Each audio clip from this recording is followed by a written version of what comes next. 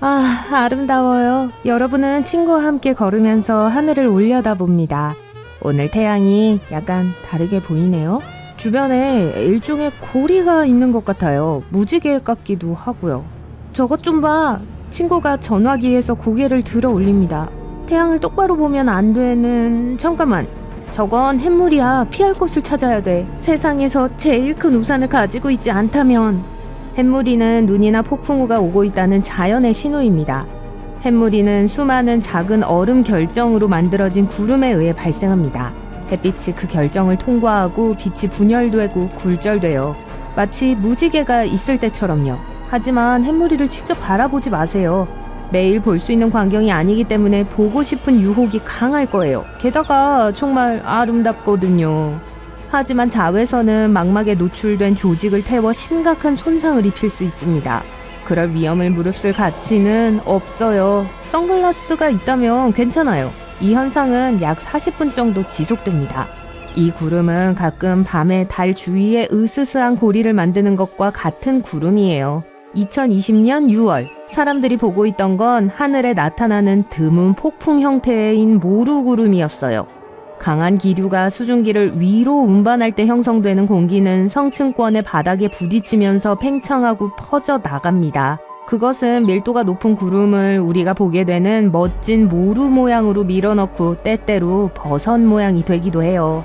모루구름은 폭풍 중에서 가장 위험한 번개를 만들어냅니다. 흔히 날벼락이라고 불리죠.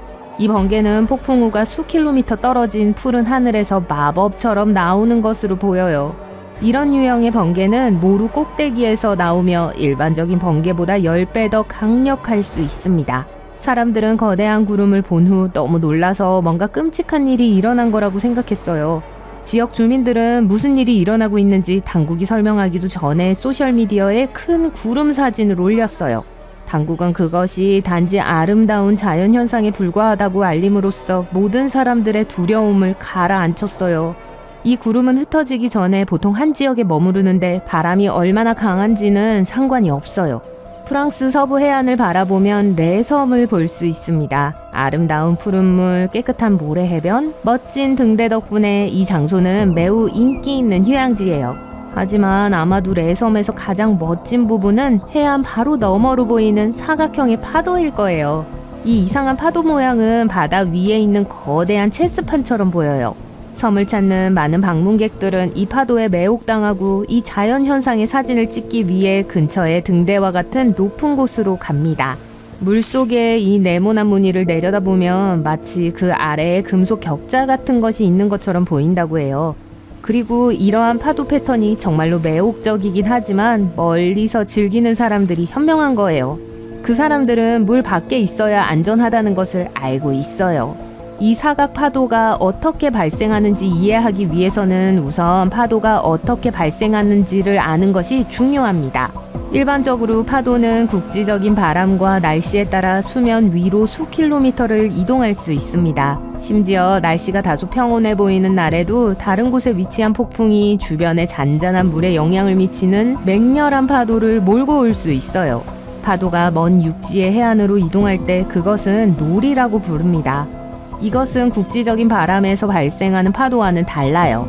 반대 방향에서 오는 두 개의 서로 다른 바다 놀이 만날 때 그것을 조충현상이라고 해요. 이것이 레섬 근처에서 볼 수 있는 사각형의 파도를 발생시키는 거예요. 사람들이 이 섬으로 몰려드는 이유 중 하나는 이 파도 때문이지만 대부분의 시간 동안 파도는 잔잔합니다. 조충현상은 1년 중 특정한 시기, 특정한 날씨에서 발생해요. 게다가 이런 네모난 파도가 나타날 때 바다를 피해야 한다는 건 레섬 주변에서는 상식이에요. 그래서 누군가가 파도에 휩쓸리는 경우는 거의 없어요. 왜냐하면 대부분의 사람들이 잘 알고 있거든요. 그리고 섬에 많은 사람들이 관광객이기 때문에 이 시간 동안 물에서 나오라고 경고하는 표지판들이 주변에 많이 있습니다. 하지만 모든 사람이 지시를 따르지는 않죠. 사람들이 조충현상에 걸리는 사례가 몇 건 있었지만 다행히 그리고 운 좋게도 무사히 빠져나올 수 있었어요. 이 네모난 파도는 시간이 흐르면서 상당히 유명해졌는데 이런 조충현상이 있는 지역이 세상 어디에도 없기 때문입니다. 사실 레섬 외에는 어느 곳에서도 네모난 파도가 관찰된 적이 없어요. 하지만 세계의 바다 곳곳에서 발견될 수 있는 놀이 있고 조충 현상이 발생할 수도 있어요. 만약 놀이 서로 접근하는 각도가 더 얕다면 파도는 실제로 같은 방향에서 오는 것처럼 보일 수 있어요. 심지어 그렇지 않을 때도요. 말할 것도 없이 놀은 점점 멀리 떠내려갈수록 서서히 운동량을 잃을 수 있기 때문에 파도의 꼭대기는 더 둥글고 더 들쭉날쭉하게 보입니다.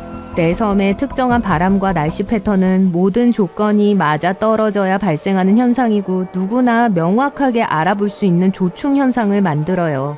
2009년 이탈리아예요. 한 남자가 부엌에 있었어요. 그러다가 깜빡이는 불빛을 봤어요. 그는 무엇을 해야 할지 알고 있었어요. 그는 가족을 안전한 곳으로 옮겼습니다.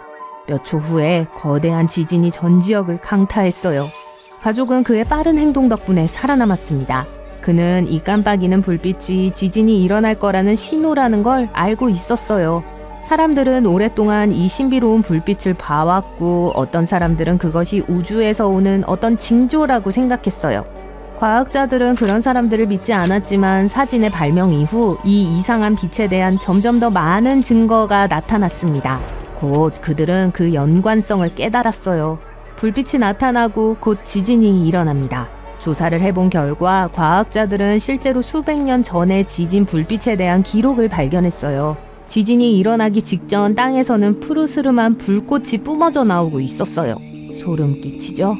크리스마스 아일랜드 개는 1년에 한 번 있는 놀라운 현상의 일부입니다. 개의 이동기간은 달의 위상과 10월과 2월 사이의 첫 강우량에 의해 결정되는데 정확한 날짜는 예측할 수 없습니다. 일단 이 개들이 자극을 받으면 숲속에 있는 집을 떠나 바다로 떼를 지어 이동해요.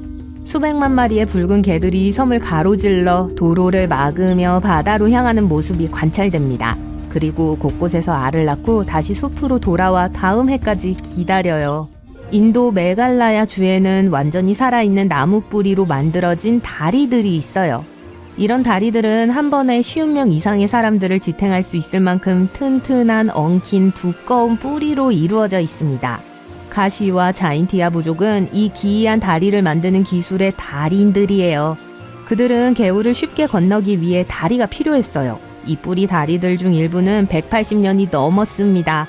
다리를 만들기 위해 그 부족 구성원들은 나무 뿌리가 반대편 강둑에 닿을 만큼 충분히 자랄 때까지 돌봅니다. 다리가 다 자라는 데는 10년에서 15년 정도 걸릴 수 있어요. 그 과정에서 뿌리는 서로 단단히 얽히게 됩니다. 이런 식으로 다리가 튼튼해지죠. 일단 다리가 완전히 성장하면 500년 이상 지속될 수 있어요. 어떤 뿌리들은 썩지만 새로운 뿌리들이 계속해서 자랍니다. 그래서 이 특이한 자연 건축물이 그렇게 오래 지속되는 거예요.